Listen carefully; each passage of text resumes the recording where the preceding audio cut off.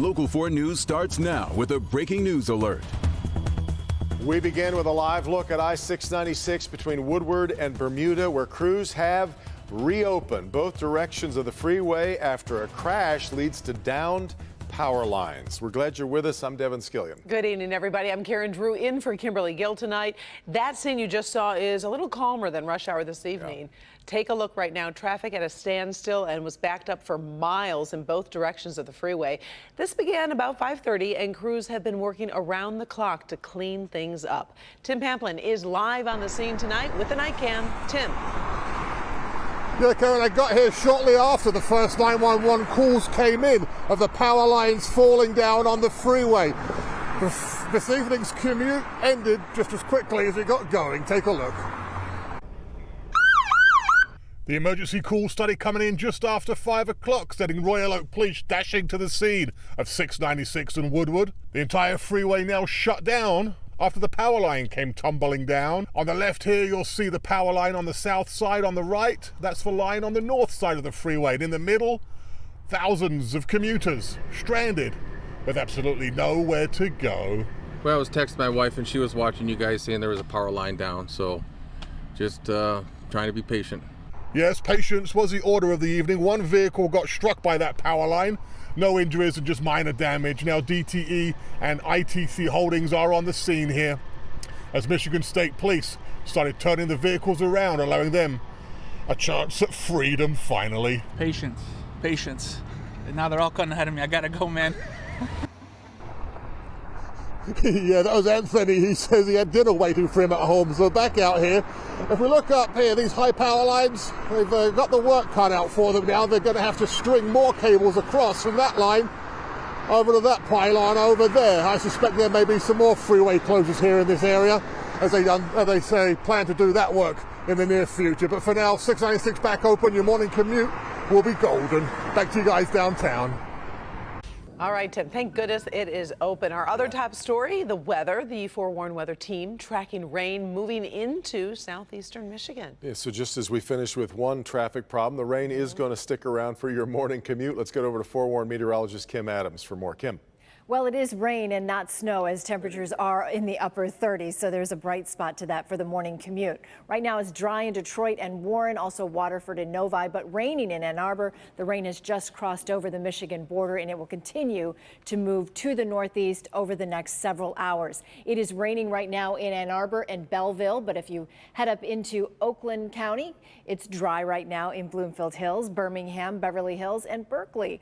All dry, but that will change in the next couple of hours. This is all tied to an area of low pressure that is bringing some strong thunderstorms just to our south. Can you believe this? January, and we're talking about a severe weather risk. It is just to our south in parts of central Ohio, but it clips the Ohio border just around Monroe, right along I-75 tomorrow. It's a marginal risk, which is the lowest risk level, but to be talking about it in January is pretty unusual. So here's what we plan for tomorrow. A little rain in the morning, then we get a break during the midday hours, and then around 4 or 5 o'clock, that's when we see the showers and a few embedded thunderstorms move into Metro Detroit with highs in the upper 40s. If you want to keep track of the rain in your neighborhood, the best way to do it is to go to your favorite app store, type in WDIV, and download the Forewarned Weather app. That way you get interactive radar right in the palm of your hand. Again, just go to your favorite app store and download the free Forewarned Weather app. All right, Kim. New tonight, an Oakland County deputy now under review in the case of a mother and her 2 young sons found dead in a field. Sheriff's Office releasing a new timeline of the events that outline the contact between Monica Kennedy and deputies days before the family's death. Pamela Osborne live tonight in Pontiac with more on that. Pam. Well, we are live at the Oakland County Sheriff's Substation here in Pontiac. I mentioned that because there is a full-time mental health worker that is here at this location all times. Now, here's what else we learned. On Friday, a relative of Monica Kennedy actually came here to the substation to figure out how to go about getting her the help that she needed. As she was doing that, another deputy was out looking for a woman and children that were not dressed for the cold, not realizing she was the one experiencing a mental health emergency. In a tragedy, everybody questions, what else could I have done? That question prompting Oakland County Sheriff Michael Bouchard to take a closer look after the bodies of 35-year-old Monica Kennedy and her 2 young sons were discovered by her 10-year-old daughter Sunday.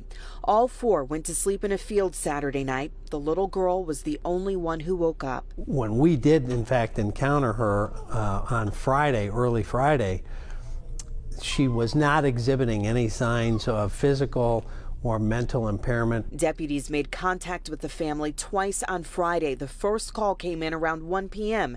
Deputies were notified there was a woman and children on Mill Street seeking help.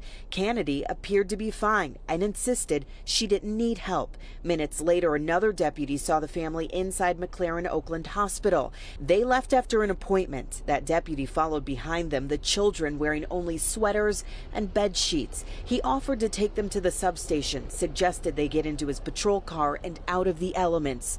She refused. Sheriff Bouchard says Kennedy was lucid, communicating with deputies and asking to be left alone. Had we known she was in a mental health moment, that may have triggered other things that we wouldn't have done, where she was very articulate and very insistent. She didn't want our help, even when offered coats for the kids. At that time, there wasn't much else they could do. Had the children looked like they were in physical distress, had they said, help me, had any of that occurred, then it flips a different switch. But none of that occurred. They were huddled next to Mom. Mom was going, stick with me. 2 hours later, Kennedy went to her mom's apartment. They argued about her mental health. She left with the kids. By 4:30 that Friday, Kennedy's aunt met with deputies to get advice on getting her into a treatment facility. Deputies conducted a welfare check. There was no answer at their home. They tried 2 more times Friday night to find the family with no luck. And no calls came in on Saturday, but what we learned is that after they went back and canvassed that nearby neighborhood, Kennedy actually knocked on a door around 4 p.m. on Saturday. When that person answered, she said she had the wrong address and she walked away. We also know that one deputy, as you mentioned, under review tonight because of his actions on that Friday. So he was the 3rd person to go out and attempt to find that family, but he did not conduct a thorough enough search. So that is why he is under investigation tonight. Either way, just a tragedy, no matter which way you look at the situation. Reporting live in Pontiac, I'm Pamela Osborne, Local 4. That is so very right. All right, Pam.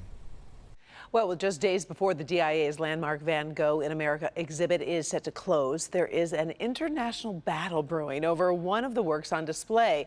The tug of war over the painting heads to federal court in the morning, and our Mara McDonald is live at the DIA tonight.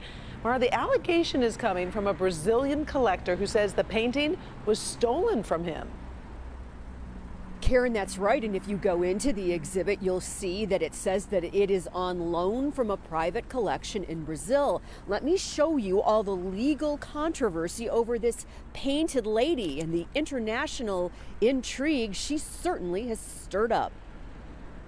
In French, she's called liseuse de roman. In English, she's either referred to as the novel reader or the reading lady. And Brazilian art collector Gustavo Soter, in his filings in federal court here in Detroit, says she was stolen from him.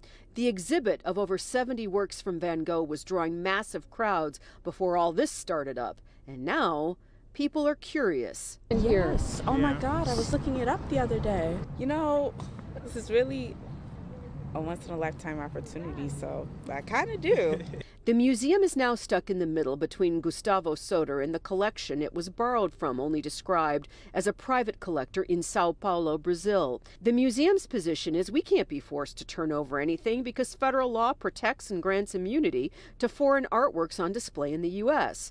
One thing is for sure, the Van Gogh in America exhibit has been a big hit, drawing record crowds. Does it amaze you that we have access to all these paintings in one locale? Like that we don't have to go to the best part. We don't have to go to the Musée d'Orsay in Paris or to Amsterdam or it was really fabulous to have so much here. But now the real question is the ballpark on what the reading lady costs is about $5 million. Are you willing to pony that up? Yes, out of my petty cash. Well, only if it's a buy one, get one free. What would be your? Which would be the one you'd want for free? Then I want to take Starry Night with me. Back here live, I think taking Starry Night sounds wonderful as well. We're going to see what the judge in federal court here in Detroit is going to do about all this in the morning. Now realize the exhibit closes this coming Monday, and that because of all the interest in this, they have extended the hours here at the museum, and there are a handful of tickets left. We're live at the DIA tonight. I'm Mara McDonald, Local 4. Oh, Mara, I love those laughs from those ladies, right? They're great. They really are. It's like they were great. They really were. The makings of a movie, it seems, right? Oh, yeah. All right. Thank you, Mara.